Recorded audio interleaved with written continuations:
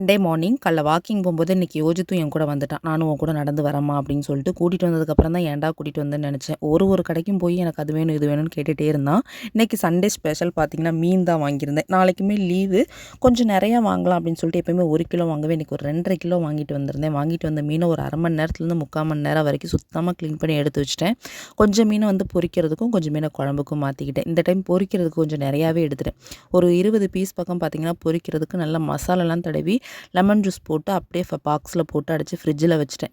ஏன்னா 2-3 நாள் கண்டினியூஸாக லீவ் இருக்குது. தம்பி எங்கள் கூட தான் இருக்கிறான். அதனால் கொஞ்சம் நிறையாவே செஞ்சு வச்சுட்டோம் அப்படின்னா நல்லா தாராளமாக சாப்பிட்டுக்குவாங்க. நாளைக்கு ஒரு சாம்பார் வச்சா போதும்.